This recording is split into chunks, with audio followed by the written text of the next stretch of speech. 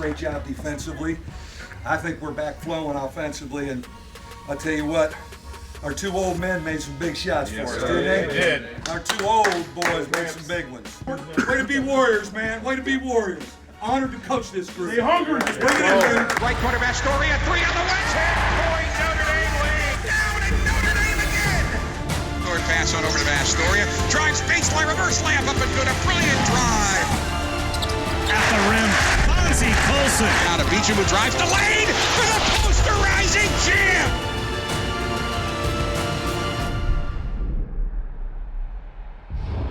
Hello again, Irish fans, and welcome to this week's edition of Inside Notre Dame Basketball with Mike Brey. I'm Jack Nolan, and the mantra of this show is 1-1 weeks in the ACC are good. But I know you're really proud of this 1-1 week. You know, I really am, Jack. You know, we have the game postponed and moved from Chapel Hill to Greensboro, and it shortens our window of recovery time. We played our hearts out against North Carolina, and then to turn it around quickly and play a very good Wake Forest team and get it done here Tuesday. Very proud of our group. Bonzie Colson has been playing incredibly well, and he's starting to get noticed. This week, he was added to the Wooden Award late season top 20 and the Naismith top 30. Those are both National Player of the Year awards. Extremely powerful recognition. I'm just so proud of him, and I think it's just a great story of a guy who's worked and been a team guy and wants to win, but we have a special one here in Bonzie Colson. Folks, when we come back, we'll take you to the Greensboro Coliseum to see if any of that magic from Notre Dame's magical run of the ACC tournament a couple of years ago was still in a storeroom or a locker room or something there. There was a little. We'll show you after this. Inside Notre Dame Basketball is presented by TireRack.com and brought to you by Team Notre Dame partners, Coca-Cola, Under Armour, and Gatorade. Inside Notre Dame Basketball is also brought to you by Bank of America, Canon, Xfinity, Delta Airline, proud to be the official airline of Notre Dame Athletics. Notre Dame Ticket Exchange, powered by Vivid Seats. Nissan, Notre Dame Federal Credit Union, Sirius XM Satellite Radio, and UPS. You knew going in against Carolina, rebounding was going to be an issue. They're the best rebounding team in the country. Yeah, could you withhold and withstand the pounding on the board when they come at you with four big bodies and they keep them fresh, rotating them? Overall, not a bad job holding them off, but at the end of the day, it kind of broke us. They hit you with a quick punch. They jumped out 9-2, but you answered with a 9-4 run. We did. I thought we, answered it. Very tough atmosphere. Tougher than the Dean Dome, quite frankly. I mean, it was loud in there, but our guys got into a pretty good offensive rhythm. We were holding them off enough on the backboard to make it interesting. And your guys are all contributing. Farrell had 8 points, were a big help in the first half, but Astoria and Colson added 7, and Rex Pfluger got 6 for you. Yeah, Rex came off the bench, gave us great minutes, and we were scratching and clawing, and, you just want to be within striking position at halftime, and I thought we did that. In fact, Pfluger's 3 with 5:38 left cut the Tar Heel lead to 2 in the half. Yep, we were into a pretty good offensive rhythm. We played smaller most of the game. We downshifted and played smaller. Yes, you're going to give up stuff on the backboard, but we're harder to guard that way. But after that Pfluger 3, Carolina went on a little run. They were up 8 at halftime, so you're right on that ledge. Are we going to come back, or are they going to pull away? Yeah, at halftime we decided to start big and play zone, and darn if they don't knock down a 3 right away. Then we went back to our smaller lineup, and we kept, what I loved about our group is we kept scratching, we kept clawing, we could never get over the hump. We absorbed punches but kept fighting. Now Carolina went up by 15, 8 minutes into the second half, and you started to think, I got another game coming up here real quick. What do I do? Do I take these guys out? I really did. It flashed through my mind. I called timeout, and I'm thinking, Tuesday night, we're going to have to make a stand against Wake Forest. Are we going to have enough energy? And of course, if I would have taken the big 4 out, I think they would have mugged me in the huddle. But like this group has shown, they've come out of timeouts down in the second half and made a heck of a run to make it interesting. That was a great comeback, a 22-10 run, which made me think back to that ACC tournament win over Carolina when you went on that 26-3 run to win it. Well, we were talking about that in the huddles. I kept reminding them, I said, fellas, it has the same feel of the ACC championship game. Let's keep swinging. Let's keep fighting. Barry hit a big 15-foot jump shot to kind of stop any belief, but really proud of our group of how we battled in a very tough atmosphere. Bonzie Colson against another big physical front line, 14th double-double, 17 points, 10 rebounds, including 3 offensive rebounds against, again, the top rebounding team in the country. This is what continues to amaze me, especially against, they're bringing 4 fresh big guys at him throughout the game, and he really never has a chance to catch his breath, and he takes them all on. It's really one of the most physical, demanding things I've seen of a young man I've coached, and he just continues to handle it. So the Irish go down to the Tar Heels in Greensboro, 83-76. Now, when we come back, we will move the clock ahead 52 hours. That's all for Notre Dame's next challenge on this floor against Wake Forest. Left corner, Colson for 3. Got it! Bonzie Colson gives Notre Dame a 2-point lead. I have a problem in early February saying that any game is a must game because there's still a lot to play. That said, you really, really, really needed to win the Wake Forest game. We really needed to win this, Jack, and we had to come back, and I talked to our guys Sunday when we got back in the locker room after the Carolina game. I said, we have to make our stand. And I thought in the first half we played a little tight. We knew how big a game it was. We weren't in a very good rhythm. We couldn't get our hands on loose balls. We got frustrated a little bit. What our captains and our leadership talked about at halftime after I left, I thought was very powerful to set the tone for the second half. Because neither team got into a good rhythm in the first half, and the second half was a completely different style of play. Well, for us to score 52 again in that small lineup, to put 88 on the board, Jack, that's the offensive efficiency we're going to need consistently to get in this NCAA tournament. Bonzie Colson, 15th double-double. These numbers are incredible because Forrest is big. 27 points, 16 rebounds, 5 block shots. That is one of the great performances in this building, ever in the history of our program. And he did it all over the floor. And then, he steps out and he's starting to bang down threes now again. We always felt that would be a weapon. Wasn't as much, early in the ACC season. I think it's starting to become one again. You trailed by 5 at halftime, by 9, 3.5 minutes into the second half. What turned things around for you? We started defending, and our crowd really helped us. Our crowd has helped us so much in the second half defensively, being loud. But we did a better job defensively. We did a better job on the backboard, and then we started to get really into a flow offensively. And your program is about senior leadership, and when you went down by 9, Vastoria and Beecham hit those 2 quick threes, and that changed the game. It was so fitting that our backs are against the wall, and our 2 senior captains banged down shots to kind of change the whole atmosphere in the building. Now, Wake still went back up by 8, but that's when Bonzie took over the game a little bit. He hit a 3, then he blocked a shot right behind you, grabbed it, fed Farrell for a 3, and you were really on a roll there. Then we started to feel it on the offensive end of the floor, and we've done that in second halves. Again, I mentioned 52 points in the second half, 17 points from the foul line. We got to the line, we got to the bonus quickly, all things that are weapons for us offensively.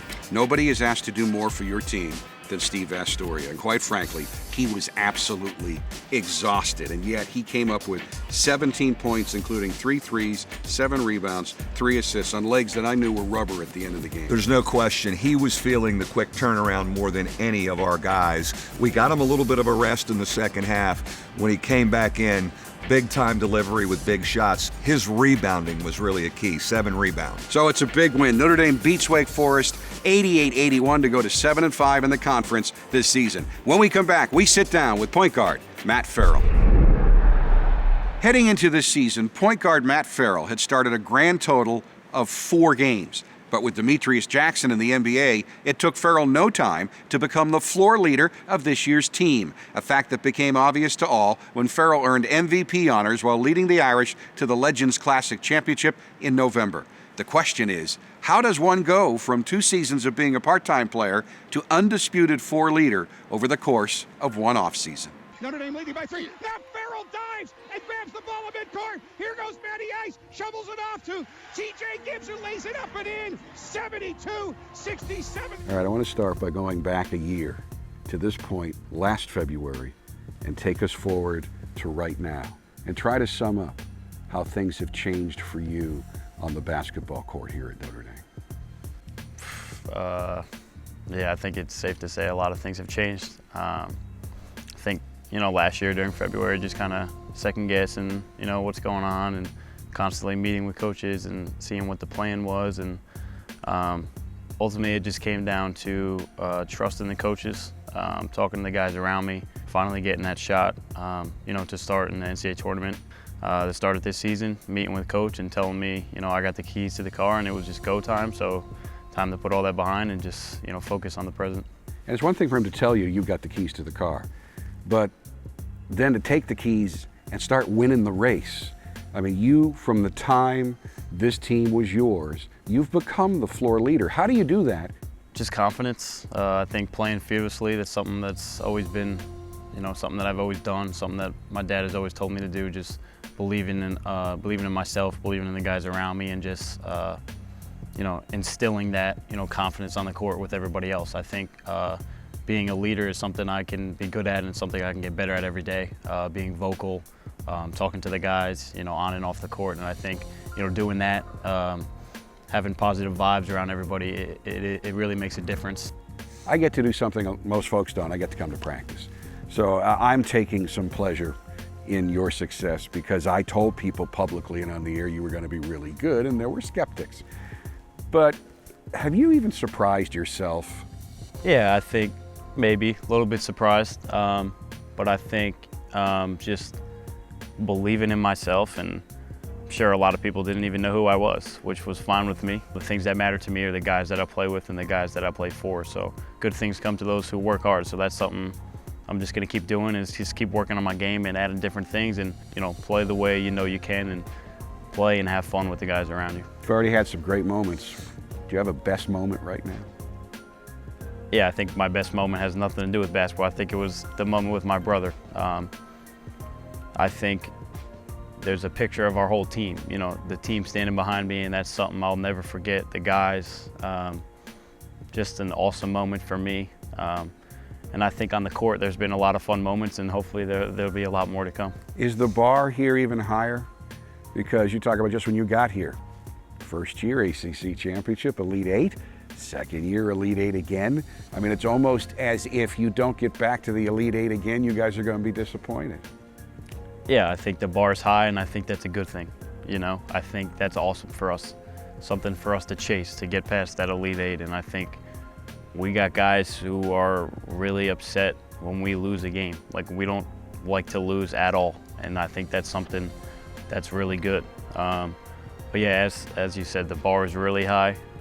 But that's something we like, that's something for us to strive for. We have guys that want to win, but they want to win for each other. They want to play for each other, and that makes a huge difference. So hopefully, we can make another run, and we're excited, to come down to this final stretch of the season. Back up top to Farrell. Farrell slices down the lane. Behind the back pass to Beecham for the one-handed tomahawk slam. Wow! Everybody who saw Matt play in practice knew he would be good. But did you think he would be this good both in terms of on-court production plus on-court leadership? He's been better than I thought. I thought he'd be really good, really solid. Obviously, we had confidence in him to put him into the lineup in the NCAA tournament. But he has taken the ball and absolutely run with it on the floor, in the locker room.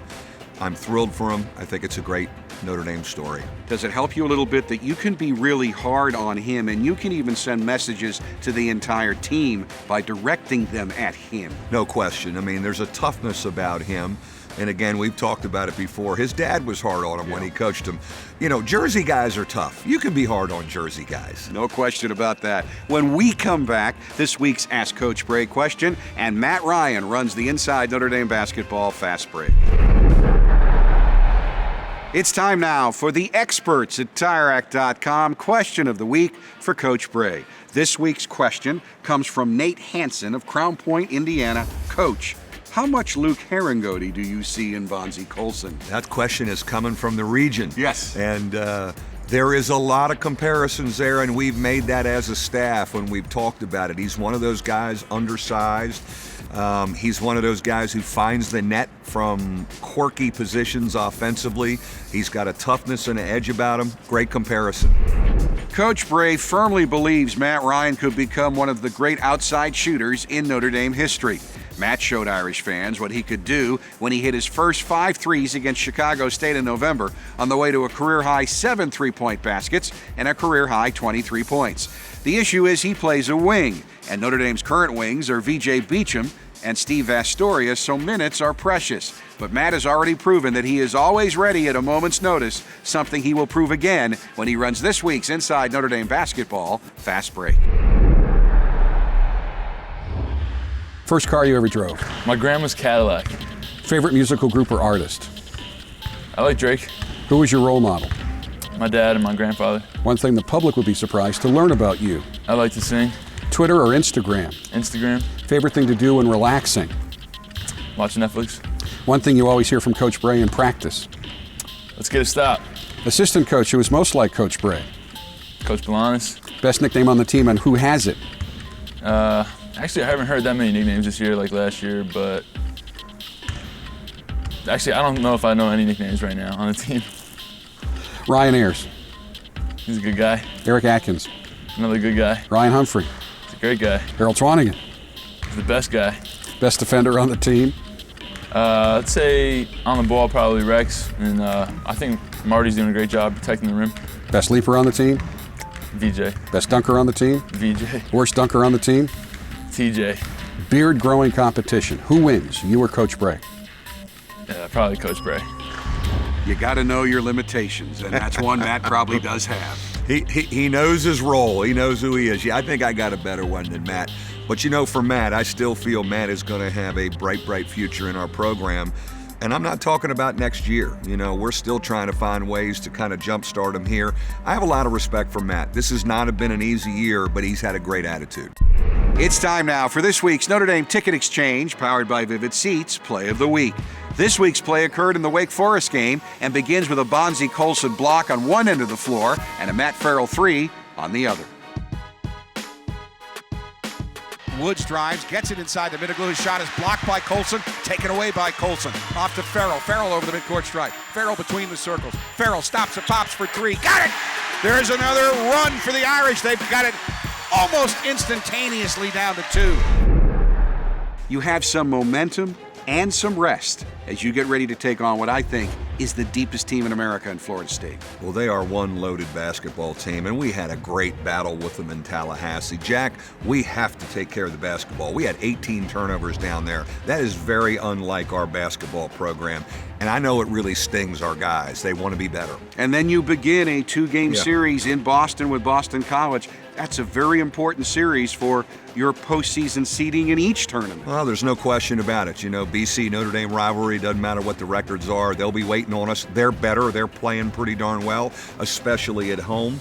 So we have got our hands full. This league does not let up on you. It does not.